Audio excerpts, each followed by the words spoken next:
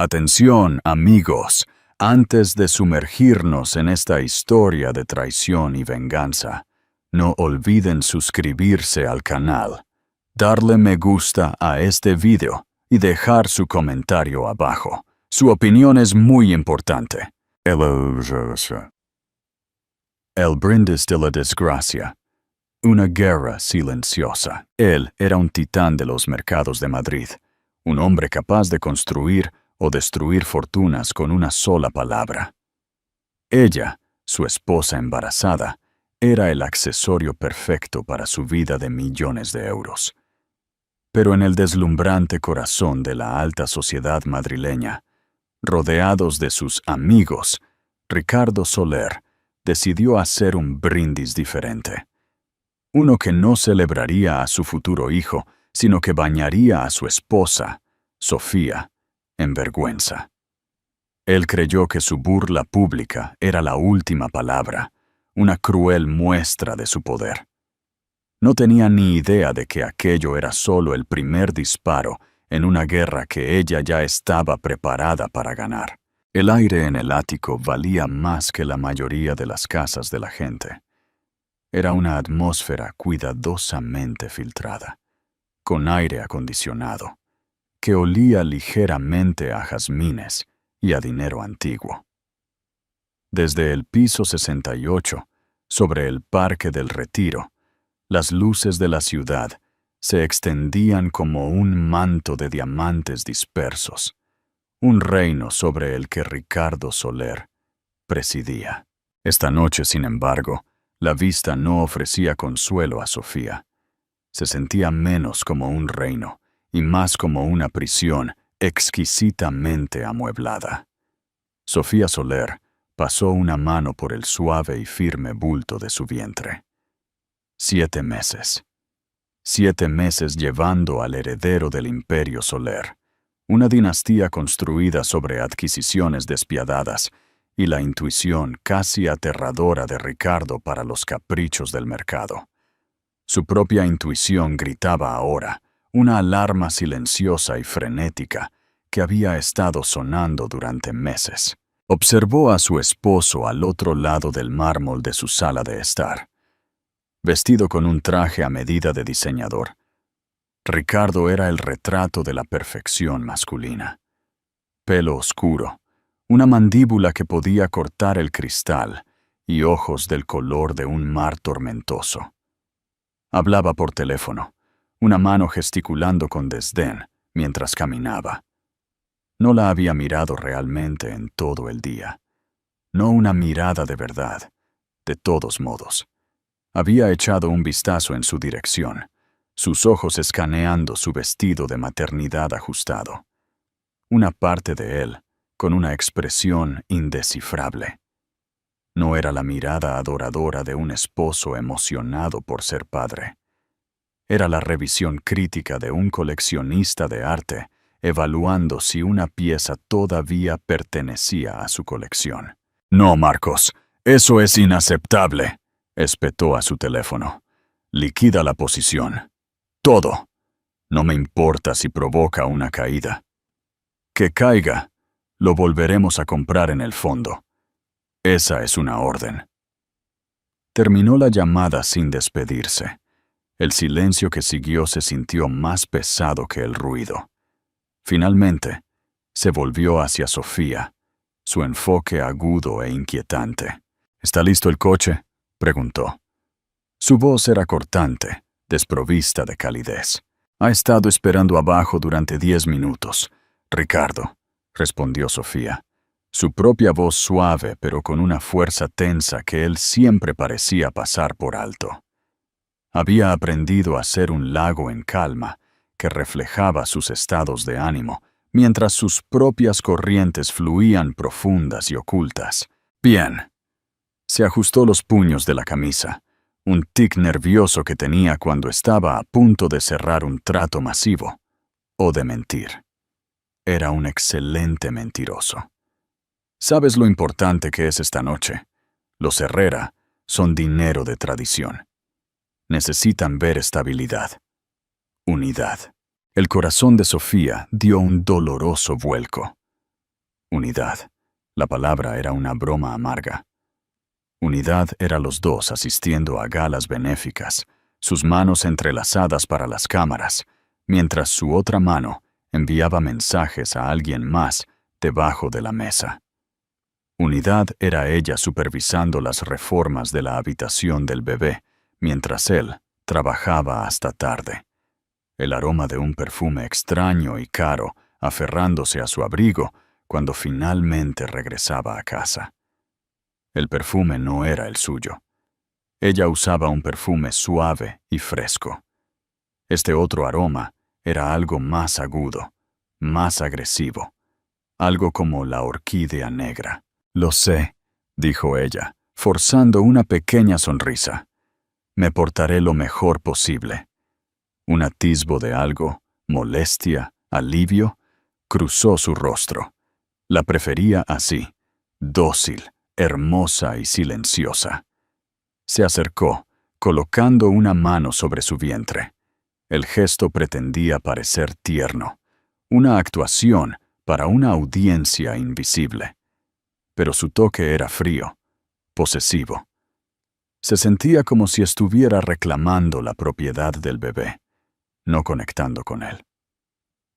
«Esto es lo que quieren ver», murmuró, su mirada distante ya en el restaurante, ya encantando a los inversores. La familia feliz, la continuación del linaje. Sofía no se inmutó.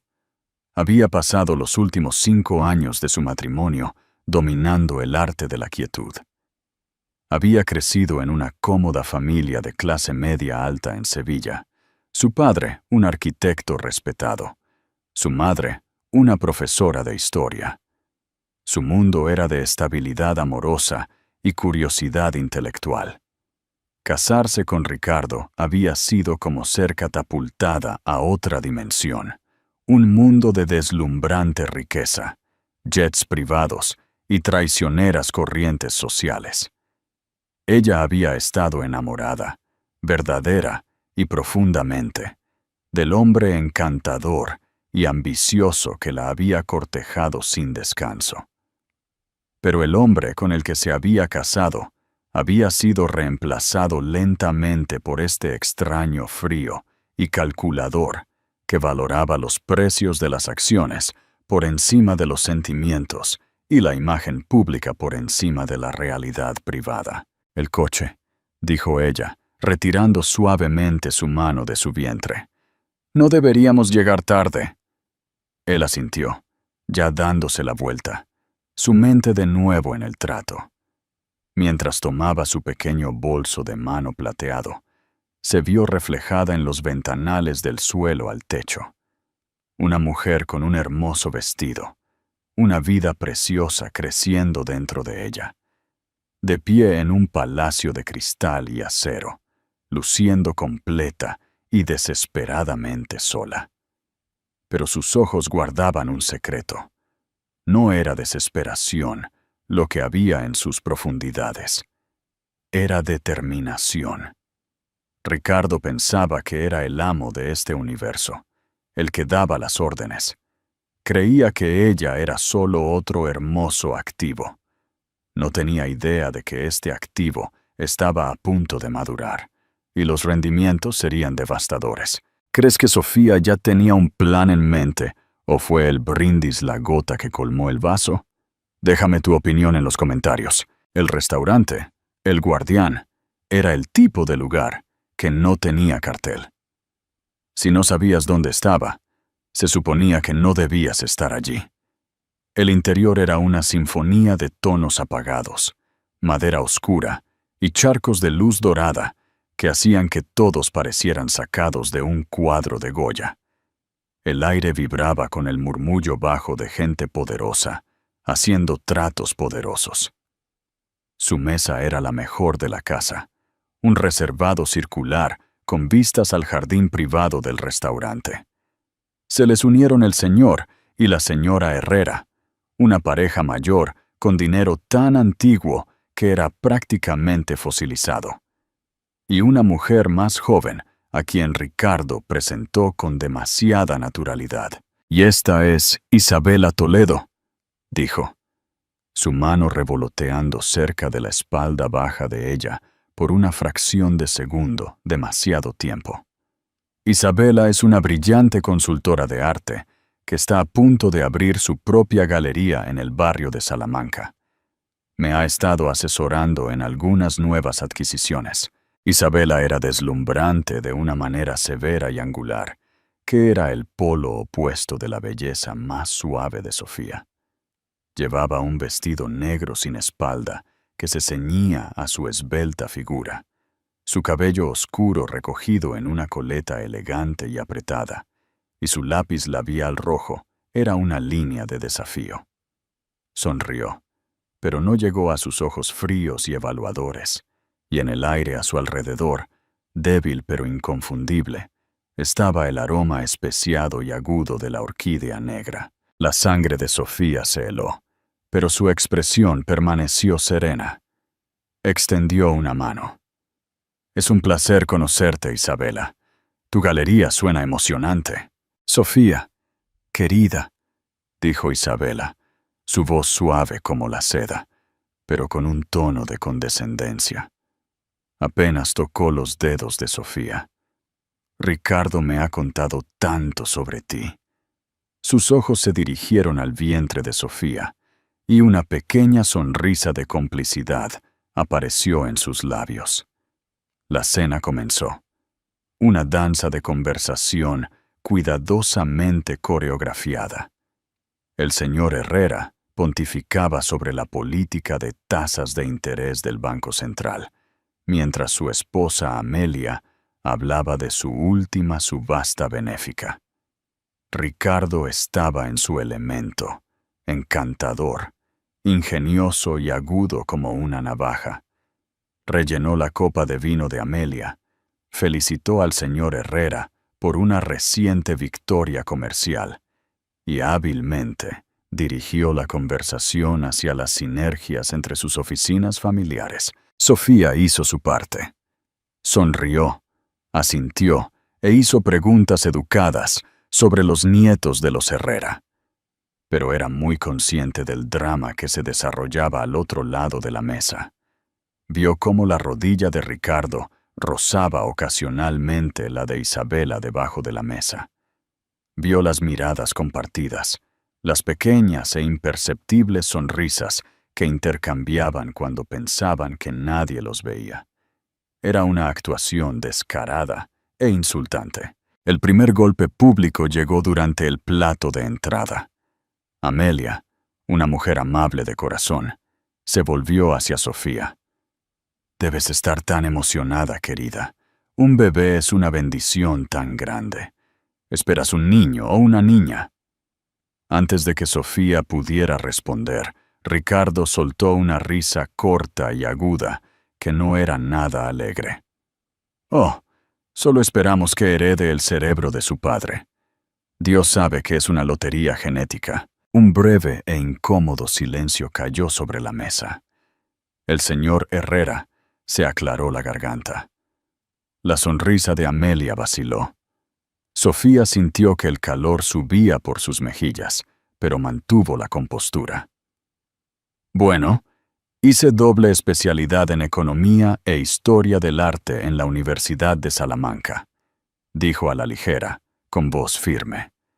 «Así que creo que nuestro hijo tiene una buena oportunidad de cualquier manera». Isabela soltó una pequeña y tintineante risa. «Historia del arte, qué dulce. Es maravilloso tener un pasatiempo, ¿verdad?» El insulto era claro. «Eres una diletante. Yo soy la profesional». Sofía miró directamente a Isabela, con una mirada tranquila y fría que pareció sorprender a la otra mujer. «Es más que un pasatiempo. Comprender la historia de una clase de activos es crucial para comprender su valor. Estoy segura de que estarías de acuerdo». La sonrisa de Isabela se tensó. Ricardo, sintiendo que estaba perdiendo el control de la narrativa, decidió doblar la apuesta. Los platos principales llegaron, una impresionante exhibición de arte culinario. Mientras el camarero colocaba un plato de vieiras selladas a la plancha frente a Sofía, Ricardo levantó una mano. ¡Alto ahí! ¿Estás segura de que debería comer eso?, dijo. Su voz lo suficientemente alta como para que las mesas cercanas pudieran oírla. Con la forma en que se le han hinchado los tobillos, creo que deberíamos cambiar eso por un plato de verduras al vapor. No queremos que retenga más agua. Es una situación delicada. Gesticuló hacia su vientre. Estamos tratando de manejar la expansión. La mesa volvió a quedarse en silencio, pero esta vez era un silencio espeso y horrorizado. Amelia Herrera miró a Ricardo como si le hubiera salido una segunda cabeza. El señor Herrera miró su plato. Fue un momento de crueldad impresionante. No solo se estaba burlando de ella, estaba tratando de infantilizarla, de retratarla como un recipiente frágil y hormonal, cuya única función era procrear. Isabela, sin embargo, disfrutaba del espectáculo. Dio un sorbo delicado a su vino, sus ojos brillando con triunfo sobre el borde del vaso. Observaba a Sofía, esperando las lágrimas, la escena, la salida dramática que probaría que era la esposa inestable y emocional. Sofía miró a Ricardo. Miró el rostro engreído y depredador de su amante. Sintió los ojos de los Herrera sobre ella, llenos de lástima. Sintió el peso de las miradas de las mesas circundantes. La humillación era algo físico, una manta caliente y sofocante. Su corazón latía contra sus costillas, y por un segundo pensó que realmente podría enfermarse. Pero entonces pensó en el niño dentro de ella. Su hijo, no el de él. Suyo.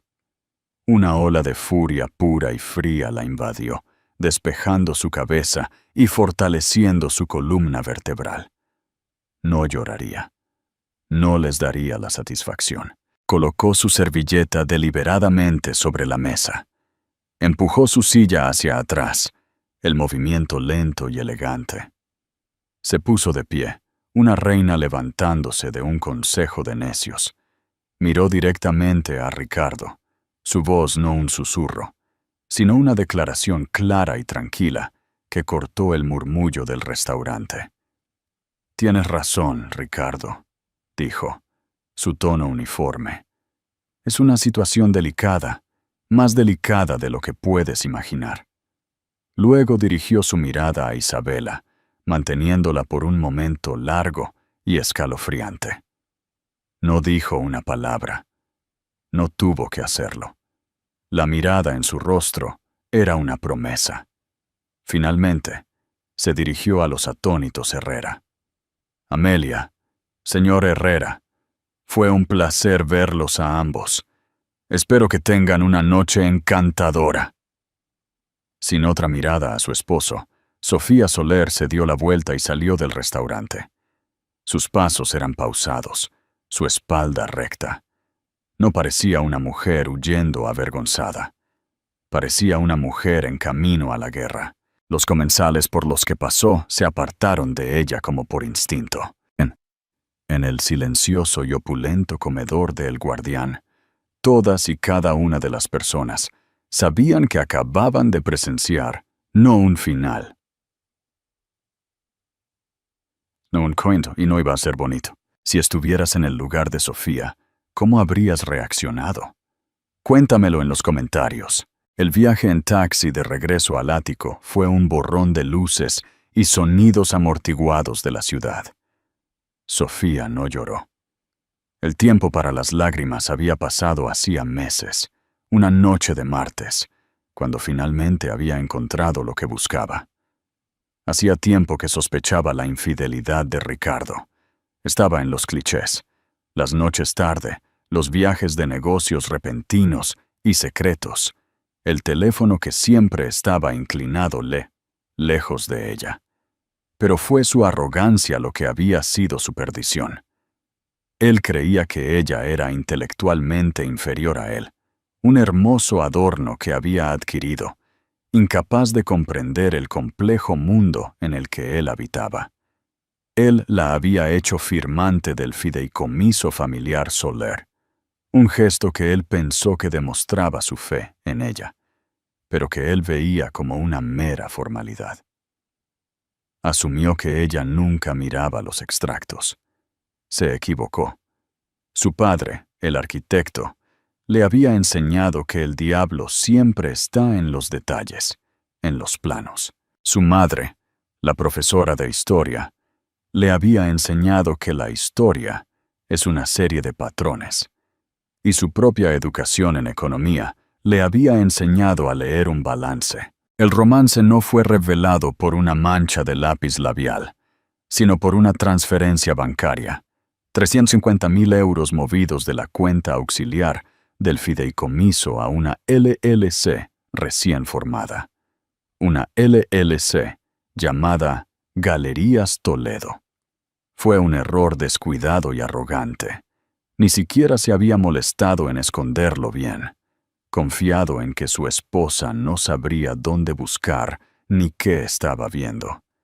Esa noche, sentada en el frío silencio de su oficina en casa, con las luces de la ciudad indiferentes a su descubrimiento, Sofía había llorado.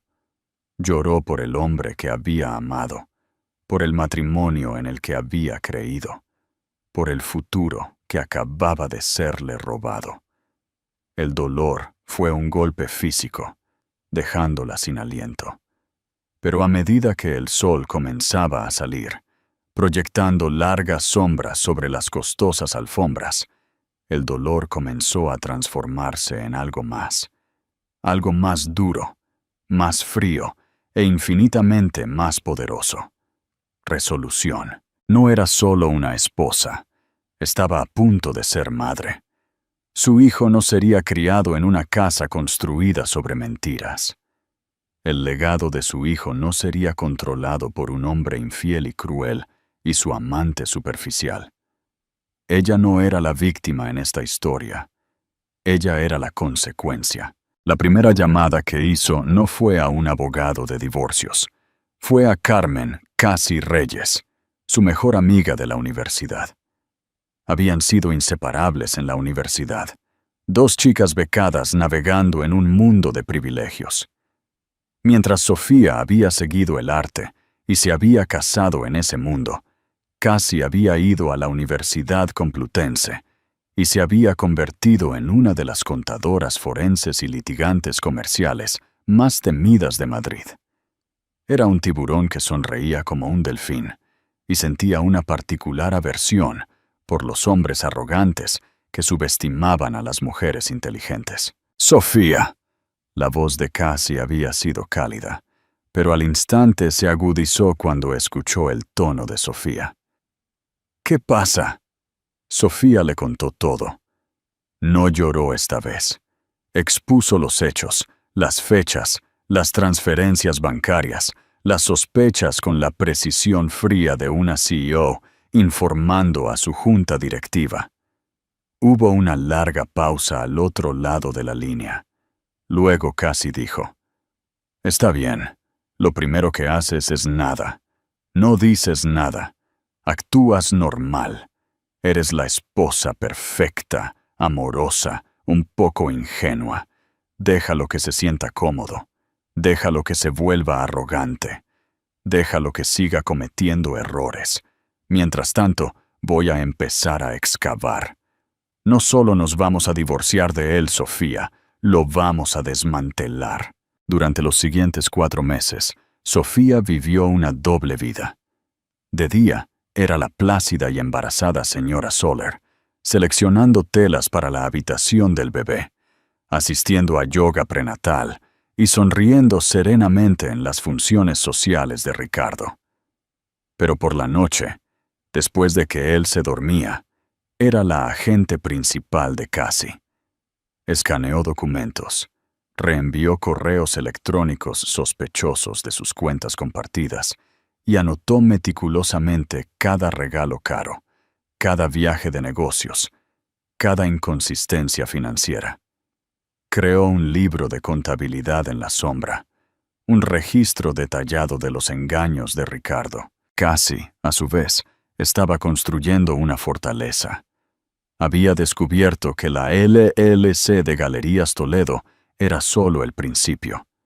Ricardo había estado desviando sistemáticamente activos matrimoniales durante años, escondiéndolos en una red de cuentas en el extranjero y empresas fantasmas.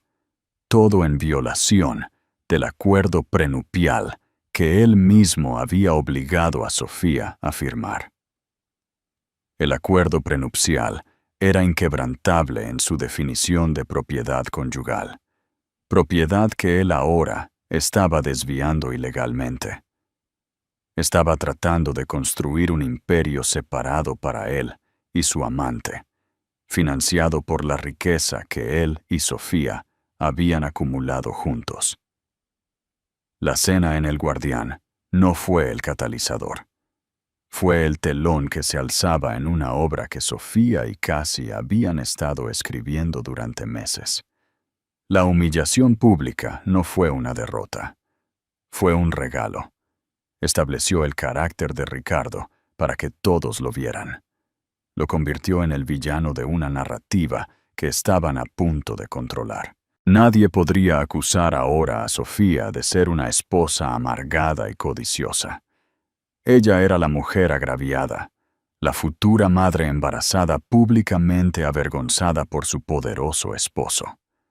La simpatía de todo su mundo social y empresarial sería ahora suya. Mientras Sofía salía del taxi y entraba en el ascensor privado que se abría directamente a su ático, su teléfono vibró. Era un mensaje de texto de Casi. Hora del espectáculo. Sofía se quedó un momento en el vestíbulo de mármol, el silencio en marcado contraste con la tormenta que acababa de estallar. Respiró hondo. El aire filtrado ya no se sentía opresivo, sino cargado de potencial. Miró las luces de la ciudad, ya no una jaula, sino un campo de batalla que estaba lista para comandar. Escribió su respuesta, sus dedos firmes. Hora del espectáculo. Dale me gusta al video si estás disfrutando de esta historia de astucia y empoderamiento. A la mañana siguiente, el distrito artístico de Malasaña estaba bañado por la luz clara y brillante de un perfecto día de otoño. Isabela Toledo celebraba en su galería homónima. Galería Toledo era un monumento a su ambición. Todos los pisos de hormigón pulido, paredes blancas altísimas e iluminación de riel que hacían que las esculturas de vanguardia y los enormes lienzos abstractos parecieran reliquias sagradas. La galería llevaba abierta 2 semanas y era la comidilla de la ciudad. Estaba financiada, se susurraba, por un mecenas misterioso y muy rico. Isabela sintió un escalofrío de victoria. La noche anterior había sido perfecta. La patética y digna salida de Sofía lo había sellado. Ricardo la había llamado en el momento en que se había metido en su propio coche, furioso por la escena melodramática de Sofía. Pero su ira había estado acompañada de algo más. Una energía frenética que Isabela reconoció como el preludio de una ruptura. Finalmente estaba viendo a Sofía como la carga que era e Isabela como la compañera que necesitaba. Iba a ir a su apartamento más tarde. La guerra había terminado y ella había ganado. Estaba discutiendo la ubicación de una escultura de metal particularmente discordante con su director de galería cuando sonó la puerta principal. Un hombre con un traje discreto que llevaba un maletín de cuero liso entró. No parecía un coleccionista, parecía un funcionario, un engranaje en una máquina. ¿Puedo ayudarle?, preguntó el director de la galería, con voz que rezumaba esnobismo practicado. El hombre la ignoró y caminó directamente hacia Isabela. ¿Isabela Toledo?, preguntó, su voz plana e impersonal. «Soy yo», dijo ella, inclinando la cabeza y con una ceja levantada. Asumió que era un vendedor o quizás un artista con la esperanza de que se exhibiera su trabajo. El hombre abrió su maletín y sacó una gruesa pila de documentos. «Ha sido notificada», dijo. Su voz lo suficientemente alta como para que el puñado de clientes adinerados que hojeaban el arte pudieran escuchar. Le entregó los documentos en las manos. Isabela lo miró, luego los papeles, su mente aún saboreando el triunfo de la noche anterior, luchando por asimilarlo. ¿Notificada? ¿Qué es esto? Creo que se ha equivocado de persona. Sin error, señora, dijo el notificador, ya dándose la vuelta para irse. Que tenga un buen día. Ahora las cabezas se habían vuelto en su dirección. Los clientes susurraban, sus teléfonos, de repente, saliendo de sus bolsillos. El rostro de Isabela, que había sido una máscara de satisfacción engreída momentos antes, ahora estaba pálido de confusión y horror creciente. Miró la página superior. Era un documento legal, sellado con el sello del Tribunal Superior de la Comunidad de Madrid. Lo que hizo que su sangre se congelara fue el título. S.B.A. Reyes, Soler, demandante. Galerías Toledo S.L. y Isabela Toledo, demandados individuales. Esto no era una demanda de divorcio. Esto no era una demanda personal por alienación de afecto.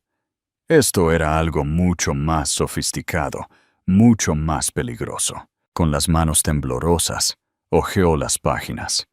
Era una petición de una orden de restricción temporal y una medida cautelar preliminar para congelar todos los activos de Galerías Toledo S.L. El lenguaje legal era denso y sofocante, pero las acusaciones eran brutalmente claras. La petición alegaba que Galerías Toledo S.L. no era un negocio legítimo e independiente, sino una empresa fantasma establecida con el único propósito de lavar activos matrimoniales del fideicomiso familiar Soler. Acusaba a Isabela Toledo de conspiración para cometer fraude e interferencia ilícita con la propiedad conyugal. Todo estaba allí, expuesto con precisión quirúrgica. La fecha de constitución de la S.L., la transferencia bancaria de 300.000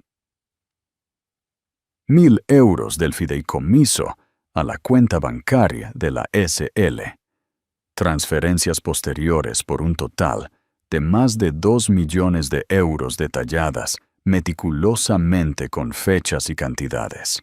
Incluso incluía copias de las confirmaciones de las transferencias que Sofía debía haber obtenido de alguna manera. La petición iba más allá.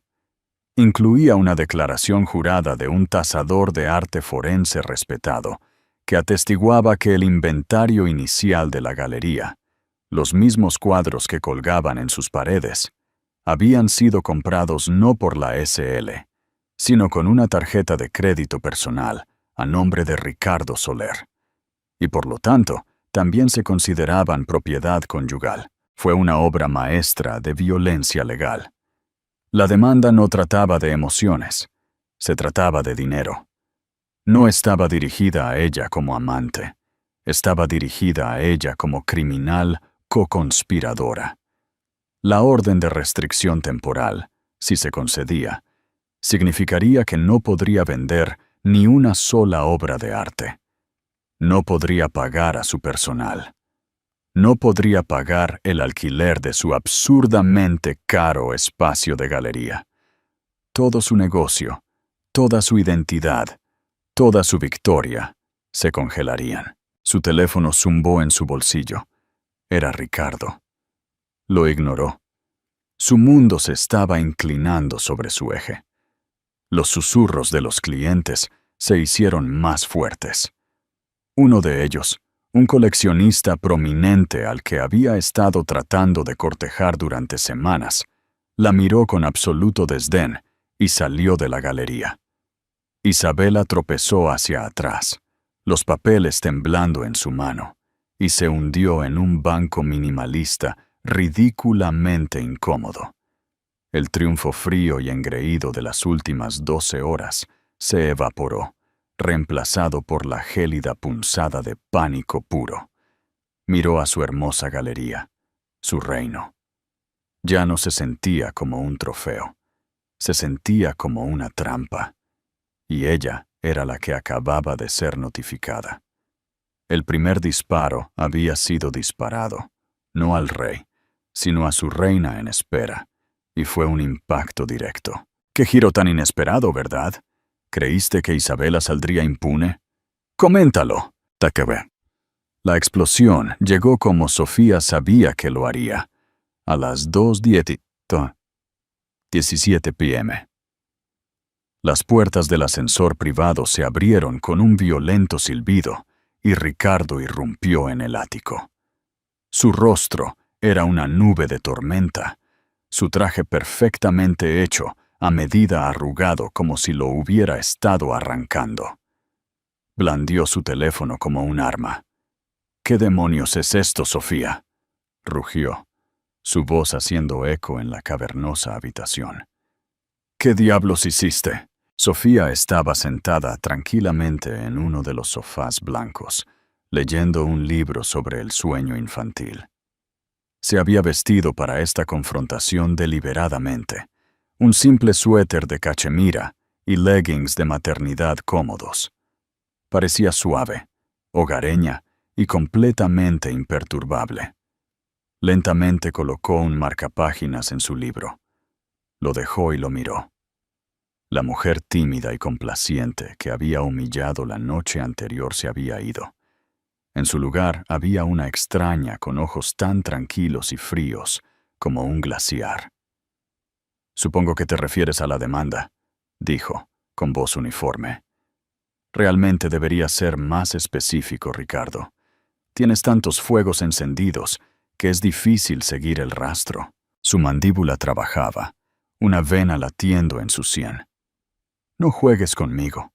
Te mandaste a Isabela. Estás tratando de arruinarla. Después de lo que hiciste anoche, tienes la audacia de hacer esto». «¿Lo que hice yo?» La risa de Sofía fue un sonido corto, agudo y sin humor. «¿Te refieres a cuando me excusé discretamente después de que me humillaste públicamente y trataste de dictar mi dieta frente a tus posibles socios comerciales? ¿Esa escena? ¿O te refieres a la escena en la que has estado canalizando millones de euros de nuestro dinero, mi dinero, el dinero de nuestro hijo, al proyecto vanidoso de tu novia?» Ricardo se quedó momentáneamente sin palabras. Estaba acostumbrado a sus lágrimas, a su dolor silencioso. No tenía defensa contra esta furia fría, esta mujer que respondía a su rabia con hechos gélidos. «Ese es mi dinero», balbuceó finalmente, señalándola con un dedo. «Yo lo gané. Lo ganaste mientras estábamos casados, lo que lo convierte en propiedad conyugal», recitó Sofía, su voz sonando como la de una abogada. Un concepto con el que deberías estar íntimamente familiarizado, ya que fuiste tú quien insistió en ese acuerdo prenupcial de 100 páginas, el que me protege de tus deudas y protege nuestros activos compartidos de empresas tontas. Como por ejemplo, establecer a una amante en una galería multimillonaria en el barrio de Salamanca. Él la miró fijamente, su mente dando vueltas. Esta no era la Sofía que conocía. Esta no era la estudiante de historia del arte que se conformaba con planear cenas. Esta mujer conocía los términos de su acuerdo prenupcial. Esta mujer conocía la SL, las transferencias bancarias. «¿Cómo?», comenzó, su voz bajando de un rugido a un susurro aturdido. «¿Cómo lo supiste? Realmente eres así de arrogante, ¿verdad?» Sofía se puso de pie lentamente, su figura embarazada dándole una extraña y nueva autoridad. «Pensaste que era solo una cara bonita para estar a tu lado. Pensaste que era demasiado estúpida para leer un extracto financiero. Pensaste que no me daría cuenta de que estabas robando a nuestra familia para construir una nueva vida con esa criatura. Él retrocedió como si hubiera sido golpeado. Deja a Isabela fuera de esto. No puedo, dijo Sofía con un encogimiento de hombros. Ella es una co-conspiradora en tu fraude. Eso es lo que es esto, Ricardo. Fraude. Un intento deliberado y calculado de defraudarme de mi parte legal, del patrimonio conyugal. Y me imagino que la Agencia Tributaria y la Comisión Nacional del Mercado de Valores, CNMV, podrían estar muy interesadas en saber sobre la red de cuentas en el extranjero que usaste para mover el dinero. Fue el golpe de gracia. La mención de la CNMV. Todo el imperio de Ricardo, Solar Capital, se había construido sobre una imagen cuidadosamente construida de legitimidad y éxito intocable. Una investigación de la CNMV, incluso un indicio, podría destrozar la confianza de los clientes y desencadenar un colapso catastrófico. El romance era un escándalo. El fraude financiero era una sentencia de muerte. La rabia se desvaneció de su rostro, reemplazada por un blanco pálido y enfermizo. La dinámica de poder en la habitación no solo se había desplazado, se había invertido. Ya no era el amo del universo, regañando a su esposa tonta. Era un animal acorralado, y ella era la cazadora que había tendido la trampa pacientemente. «¿Qué quieres, Sofía?», preguntó, su voz ronca. La pregunta fue una rendición. «¿Qué quiero?». Sofía se acercó a la ventana, mirando la ciudad de abajo. Hace unos meses habría dicho que quería a mi marido de vuelta. Quería mi matrimonio. Quería que el hombre del que me enamoré me mirara como solía hacerlo. Se volvió hacia él, sus ojos desprovistos de cualquier afecto persistente. «Ahora quiero lo que es mío. Quiero el divorcio. Quiero este ático. Quiero la casa en Marbella. Quiero la custodia total y exclusiva de nuestro hijo. Quiero una pensión alimenticia y una manutención infantil tan significativas que te aseguren que nunca olvidarás lo que hiciste. Y quiero los activos del fideicomiso familiar Soler. Todos ellos, puestos en un nuevo fideicomiso irrevocable para el niño, administrado por mí, para el beneficio exclusivo de nuestro bebé». Dejó que las demandas flotaran en el aire, cada una un golpe de martillo contra su ego desmoronado. «Y en cuanto a Isabela», continuó Sofía, su voz bajando a un susurro, «quiero que quede arruinada. Quiero que su galería sea desmantelada. Quiero que su nombre sea un chiste en todas las columnas de Sociedad.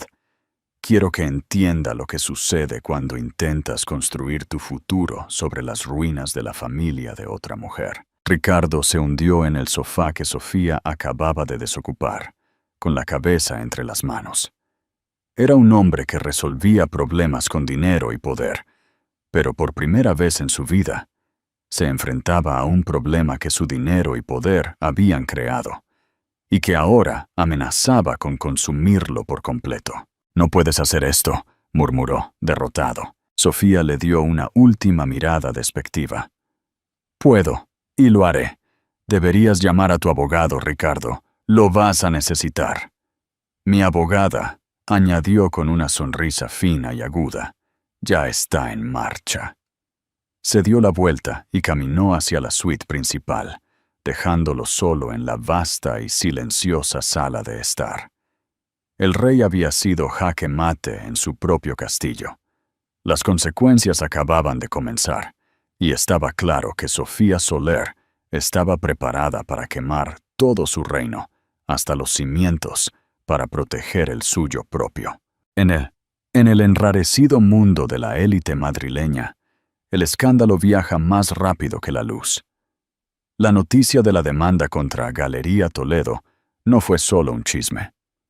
Fue una bomba que detonó en las páginas de la sección de sociedad de los periódicos y fue diseccionada con detalles jubilosos por los blogueros de sociedad. La historia era irresistible. La esposa embarazada y despreciada de un titán de los mercados, tomando una espectacular y quirúrgica venganza sobre su amante.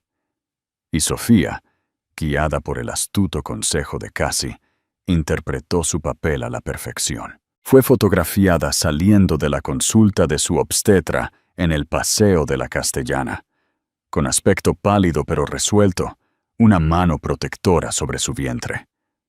No dio ninguna declaración, lo que fue más poderoso que cualquier comunicado. Su silencio permitió al mundo proyectar su propia narrativa sobre ella. Era la víctima digna, una Madonna moderna, luchando por su hijo no nacido contra las fuerzas depravadas de la codicia y la infidelidad. Para Ricardo, el desmoronamiento fue rápido y brutal. El primer temblor golpeó en Soler Capital. Sus socios, que eran tan despiadados como él, convocaron una reunión de emergencia de la Junta. No les preocupaba su matrimonio. Les preocupaba la mención de la CNMV. ¿Qué demonios es esto, Ricardo?, preguntó Miguel Correa, el canoso cofundador de la firma, tirando una copia del periódico sobre la mesa de la sala de juntas. ¿Red de cuentas en el extranjero? ¿Conspiración para cometer fraude? ¿Hay algo de verdad en esto? Tu esposa está a punto de traer a los investigadores federales a nuestra puerta. Es un asunto doméstico, Miguel, gruñó Ricardo, tratando de proyectar un aura de control que ya no sentía. Mi esposa está siendo emocional, incluso histérica. Es una acusación sin fundamento diseñada para hacerme daño. ¿Lo es?, intervino otro socio, un hombre más joven y ambicioso llamado David Sands. Porque mi contacto en Banco Santander me llamó esta mañana. Se corre la voz de que eres tóxico, que tu juicio está comprometido. Los Herrera ya han retirado su fondo de 700 millones de euros. Citaron una pérdida de confianza en la integridad personal y profesional de la alta dirección. Ricardo sintió que la sangre se le iba de la cara. La pérdida del fondo Herrera no fue solo un golpe financiero. Fue un catastrófico voto de no confianza de dinero antiguo, una señal para el resto del mercado de que Soler Capital estaba en problemas. Su teléfono, que antes había sido una herramienta de poder, ahora era una fuente de pavor constante. Las llamadas de clientes preocupados no eran contestadas. Sus intentos de comunicarse con amigos influyentes eran recibidos con rechazos corteses, pero firmes de sus asistentes. Estaba siendo social y profesionalmente aislado. Los amigos que se habían reído de sus bromas en El Guardián ahora se distanciaban. No fuera que el hedor de su escándalo se les pegara. Intentó contraatacar. Contrató a un abogado de divorcios notoriamente agresivo, un hombre llamado Leonardo Cantos, especializado en tácticas de tierra quemada. El primer movimiento de Cantos fue filtrar una historia sugiriendo que Sofía estaba mentalmente inestable, sus acciones impulsadas por las hormonas del embarazo. Fracasó espectacularmente. Casi estaba lista. Lanzó un único y devastador contraataque, una declaración jurada del obstetra de Sofía, que afirmaba que la señora Soler gozaba de perfecta salud física y mental, pero que estaba bajo un estrés emocional extremo debido a circunstancias de mala conducta conyugal y malversación financiera. El médico incluso señaló que el estrés de esta naturaleza podría suponer un riesgo para el embarazo, un detalle que pintaba a Ricardo no solo como un adúltero, sino como un hombre que ponía en peligro activamente a su propio hijo no nacido. La simpatía pública por Sofía se disparó. Mientras tanto, el mundo de Isabela se había derrumbado por completo. El tribunal había concedido la moción de Sofía para una orden de restricción temporal. Un administrador judicial ahora controlaba su galería. Las puertas estaban cerradas, un aviso legal pegado en el cristal. Su nombre era polvo. El mundo del arte, que vive de la reputación, la evitó por completo. Los artistas exigieron la devolución de sus obras. Los pocos clientes que había conseguido ahora la demandaban por la devolución de sus depósitos. Desesperada, bombardeó a Ricardo con llamadas y mensajes de texto. «Tienes que arreglar esto. Mi vida está arruinada. Me prometiste un futuro». Ricardo, asediado por todos lados, la vio no como una compañera, sino como otra carga. Un ancla ruidosa y en pánico que lo arrastraba hacia abajo. «Mantente al margen», le envió un mensaje de texto, sus palabras frías y despectivas. «No hables con nadie. Deja que mi abogado se encargue». Pero Isabela comenzaba a comprender una verdad aterradora. El abogado de Ricardo no estaba allí para protegerla. Estaba allí para proteger a Ricardo. Ella era un cabo suelto que debía ser manejado, y si era necesario, cortado.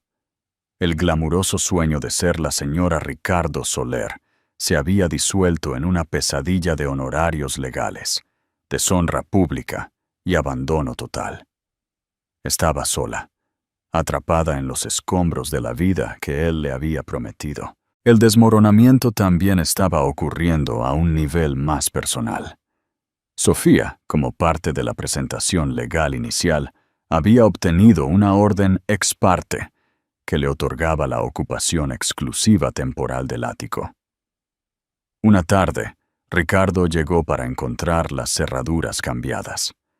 Un portero estoico le entregó una caja que contenía algunas de sus pertenencias personales. Un cepillo de dientes, una maquinilla de afeitar, un par de mudas de ropa, junto con una nota de la oficina de Cassie, informándole que cualquier intento adicional de entrar en la residencia se consideraría un incumplimiento de la orden judicial y sería arrestado. Se paró en la acera de la calle Serrano, sosteniendo la patética cajita, mirando la brillante torre donde su esposa embarazada, formidable y vengativa, ahora estaba entronizada.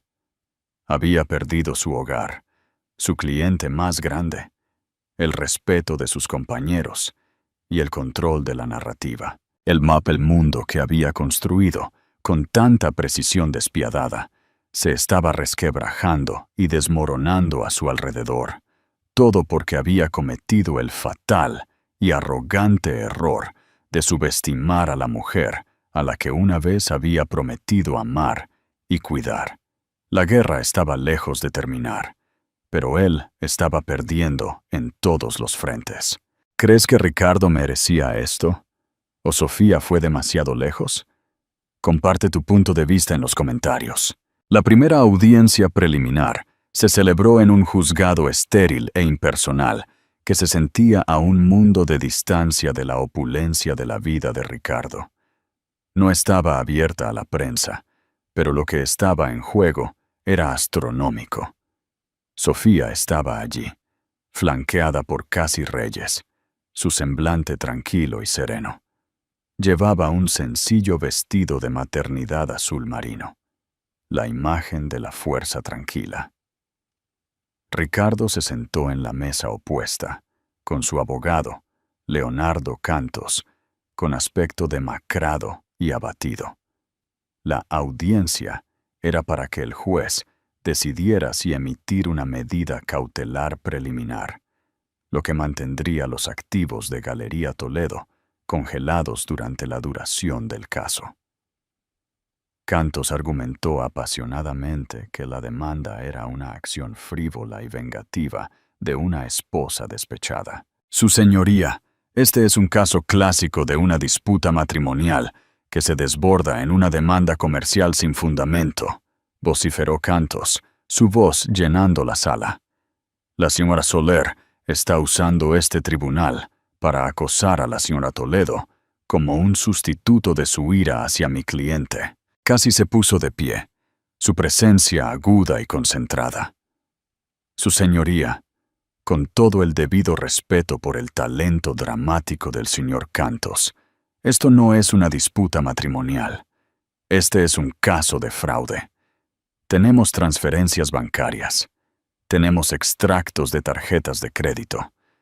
Tenemos un patrón claro e innegable del señor Soler, desviando deliberada e ilegalmente activos conyugales a esta entidad, Galerías Toledo. Lo único frívolo aquí es el intento de la defensa de pintar a mi cliente como histérica. Lo único vengativo es el intento sistemático del señor Soler de saquear financieramente el patrimonio que su propio hijo está a punto de heredar. Casi presentó sus pruebas con una eficiencia escalofriante. Los documentos eran irrefutables. La jueza, una mujer mayor y sensata llamada Esther Romero, examinó los papeles con el ceño cada vez más fruncido. Miró a Ricardo, luego la figura embarazada de Sofía. «Señor Soler», dijo la jueza Romero, su voz teñida de hielo. «Es opinión de este tribunal que la demandante ha presentado pruebas sustanciales que sugieren una alta probabilidad de éxito en el fondo. Se concede la medida cautelar preliminar. Los activos de Galerías Toledo S.L. permanecerán congelados. Además, estoy emitiendo una congelación de activos más amplia sobre todos los gastos no salariales de las cuentas operativas de Solar Capital hasta que se complete una auditoría forense completa del patrimonio conyugal. No voy a permitir que el demandado drene su empresa para ocultar dinero a su esposa e hijo». Fue una derrota sorprendente para Ricardo. La jueza no solo se había puesto del lado de Sofía, había puesto un estrangulamiento financiero a toda su empresa. Cantos se quedó balbuceando mientras Ricardo parecía haber sido golpeado físicamente, pero el verdadero giro estaba ocurriendo fuera del tribunal. Isabela Toledo había estado sentada en un banco en el pasillo, citada por el abogado de Ricardo, pero en gran medida ignorada. Había escuchado el proceso a través de las pesadas puertas de madera, oyéndose a sí misma descrita como una rompehogares y una criminal. Escuchó al abogado de Ricardo arrojarla por los suelos, pintándola como una parte ingenua de las acciones de Ricardo, en el mejor de los casos una seductora manipuladora. En el peor. Había intentado hablar con Ricardo mientras entraba al tribunal, pero él había pasado a su lado como si fuera un fantasma. La última de sus negaciones se hizo añicos. Ricardo no iba a salvarla, iba a sacrificarla. La pintaría como la mente maestra, la que lo había seducido y engañado para que le diera dinero. Usaría sus recursos restantes para aplastarla y salir ileso, dejándola sola para enfrentar la ruina legal y financiera. Cuando Sofía y Casi salieron del juzgado, con el rostro serio pero victorioso, Isabela se puso de pie. Sus manos temblaban, su rostro pálido, pero sus ojos tenían una desesperada resolución ardiente. «Señora Soler», dijo, con voz temblorosa pero clara. «Sofía, ¿puedo hablar con su abogada?» Sofía se detuvo, sorprendida. Casi le puso una mano protectora en el brazo, con expresión cautelosa. «Señora Toledo, no creo que tengamos nada que discutir. Por favor», suplicó Isabela, su voz entrecortada. La arrogancia se había ido, reemplazada por el miedo puro. «Él va a destruirme. Va a decir que todo esto fue idea mía. Crees que tienes pruebas. No tienes idea de lo que tengo. Lo tengo todo. Mensajes de texto, correos electrónicos, notas de voz. Se jactaba de ello. Me contó paso a paso cómo te estaba ocultando el dinero. Lo llamó la póliza de seguro para la esposa idiota. Las palabras flotaron en el aire, feas y afiladas. Sofía se estremeció.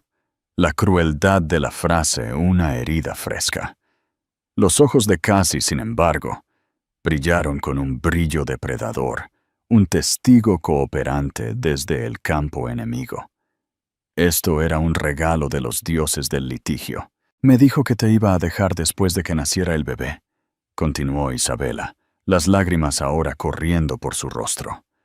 Dijo que solo estaba esperando que el activo fuera entregado. Es un monstruo. Yo fui una tonta y él es un monstruo. No quiero ganar. Solo no quiero ser la única que pierda. Testificaré. Te daré todo. Solo haz que pague. Casi miró a Sofía, quien asintió lentamente, casi imperceptiblemente. El enemigo de su enemigo era, por ahora, su amigo. Una alianza nacida de la traición mutua se estaba forjando en el frío y estéril pasillo del Tribunal Superior de Madrid. Casi se volvió hacia Isabela, su comportamiento profesional volviendo a la normalidad. «Señora Toledo», dijo con voz clara, «mi cliente y yo vamos a tomar un café. ¿Quizás le gustaría unirse a nosotros?» Fue el giro más inesperado de todos. Las dos mujeres que habían sido posicionadas como enemigas mortales, la esposa y la amante, se alejaban juntas, unidas por las traiciones de un solo hombre. Ricardo Soler pensó que estaba jugando una partida de ajedrez, sacrificando un peón para proteger a su rey. No tenía idea de que el peón estaba a punto de voltear el tablero y unirse a las fuerzas de la reina oponente. «¿Qué te pareció este giro? ¿Esperabas que Sofía y Isabela se unieran? Cuéntame tus impresiones». La confrontación final no tuvo lugar en un juzgado. No habría un juicio dramático, ni un espectáculo público. El imperio de Ricardo ya era tan frágil que la mera amenaza de lo que Isabela y Sofía ahora tenían era suficiente para arrodillarlo. Las notas de voz en las que Ricardo detallaba cruelmente sus planes para defraudar a Sofía y se refería a su hijo no nacido como un activo eran la opción nuclear. Si se hacían públicas, no solo perdería su negocio. Podría enfrentar cargos penales y sería irrevocablemente deshonrado a los ojos de todos, incluido el tiburón de Wall Street más amoral. La reunión se celebró en la oficina de Cassie Reyes, un espacio elegante y moderno, con una vista panorámica del río Manzanares. Era territorio neutral, pero se sentía como el terreno de Sofía. Ella se sentó a la cabecera de la enorme mesa de conferencias, casi a su lado. Isabela no estaba presente. Su declaración jurada y el tesoro de pruebas que había proporcionado fueron suficientes. Ricardo y su abogado, Leonardo Cantos, se sentaron frente a ellas. La lucha había abandonado a Ricardo. Las últimas semanas lo habían vaciado. Parecía más viejo, más pequeño. Su costoso traje colgando holgadamente de su disminuida figura. «Está bien, Cassie», comenzó Cantos, tratando de inyectar algo de su habitual fanfarronería en el proceso. Pero sonó hueco. «Estamos aquí para hablar de un acuerdo. Escuchemos sus términos». Casi no habló. Miró a Sofía, cediéndole la palabra. Este era el momento de Sofía. Sofía deslizó una sola hoja de papel sobre la mesa. No era un documento legal largo y complicado. Era una hoja de términos, simple, brutal y absoluta. «Esto no es una negociación, Ricardo», dijo Sofía, su voz tan firme e inquebrantable como el lecho de roca de la propia ciudad. «Esto es lo que aceptarás, o las pruebas de la señora Toledo pasarán a ser propiedad de la Fiscalía y del diario El País». Ricardo recogió el papel. Su mano temblaba ligeramente. Términos de disolución. 1. Custodia. Sofía Reyes Soler tendrá la custodia legal y física exclusiva del niño. Ricardo Soler tendrá derechos de visita supervisada 2 veces al mes, a discreción de Sofía. 2. Propiedad. El ático de la calle Serrano y la finca de Marbella se cederán a Sofía libres de cargas. 3. El fideicomiso familiar Soler. Todo el contenido del fideicomiso se trasladará a un nuevo fideicomiso irrevocable para el niño, con Sofía como única fiduciaria. Ricardo no tendrá acceso ni supervisión. 4. Manutención y pensión alimenticia. Un pago único de 50 millones de euros a Sofía. La manutención del niño se fijará al máximo legal, según la ley de la Comunidad de Madrid. 5. Negocio. Ricardo comprará personalmente la participación del 50% de Sofía en sus activos y empresas personales restantes, valorados a precio de mercado por un tasador designado por el tribunal. 6. No divulgación y no desprestigio mutuo. Ambas partes acuerdan no hablar públicamente la una de la otra.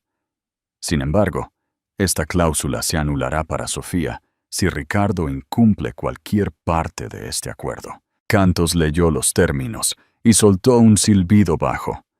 Esto es una locura. Esto es punitivo. Esto lo destripará. Ese es el objetivo, dijo casi rotundamente. Este es el precio de sus acciones. Intentó dejar a mi cliente sin nada. Tiene suerte de que ella lo deje con su empresa, aunque dudo que valga mucho cuando el mercado termine con él. Ricardo miró el papel, luego a Sofía al otro lado de la mesa. Buscó en su rostro cualquier atisbo de la mujer con la que se había casado, cualquier señal de suavidad o duda. No encontró ninguna.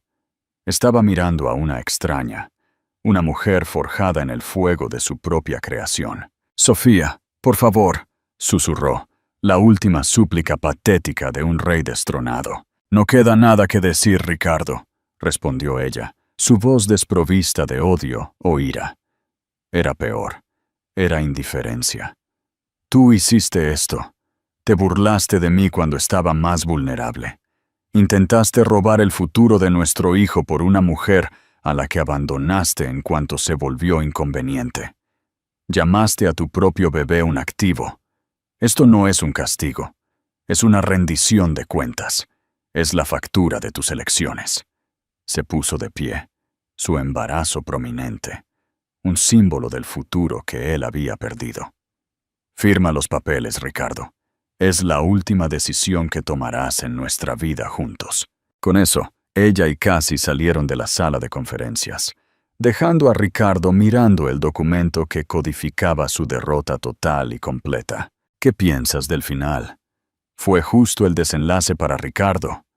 Comenta tu opinión y no olvides suscribirte. 6 meses después, Sofía estaba en la habitación del bebé del ático de la calle Serrano. Era una hermosa habitación, llena de luz, decorada en suaves amarillos y grises. En sus brazos sostenía a su hija, una bebé perfecta y sana llamada Esperanza. La ciudad se extendía debajo de ellas, ya no una prisión ni un campo de batalla, sino simplemente una vista. Su vista. Las noticias habían informado que Ricardo Soler había renunciado a su cargo de CEO de su firma en medio de una masiva fuga de clientes y estaba vendiendo su participación por una fracción de su valor anterior. Galería Toledo había sido liquidada, sus activos vendidos para satisfacer parcialmente el acuerdo. Isabela Toledo había desaparecido. Se rumoreaba que se había mudado de regreso a su pueblo natal. Sus ambiciones en Madrid, destrozadas. Sofía miró el rostro dormido de su hija y sintió una profunda sensación de paz. La tormenta había terminado. Había caminado a través del fuego, no solo por sí misma, sino por la pequeña e inocente vida en sus brazos. No solo había sobrevivido, había triunfado. No era la esposa descartada de Ricardo Soler. Era Sofía Soler, una madre, una protectora, y la arquitecta de su propio futuro y el de su hija. Un futuro inquebrantable. La historia de Sofía es un poderoso recordatorio de que las traiciones más profundas a menudo pueden encender la fuerza más feroz. Fue humillada públicamente, subestimada y dejada en la ruina por la única persona que debería haberla protegido. Pero en lugar de romperse, construyó meticulosamente un caso. Le dio la vuelta a sus atormentadores y recuperó no solo su fortuna, sino su poder y su futuro para sí misma y para su hijo. Esto no fue solo una historia sobre un divorcio complicado. Fue una clase magistral de estrategia, resiliencia y el poder tranquilo e inquebrantable de una mujer que ha sido llevada demasiado lejos. Ella demostró que la mejor venganza no es vivir bien, es ganar. Muchas gracias por haber llegado hasta el final de esta fascinante historia. Si te ha gustado, no olvides darle un gran pulgar arriba y compartirla con tus amigos. Nos vemos en el próximo relato.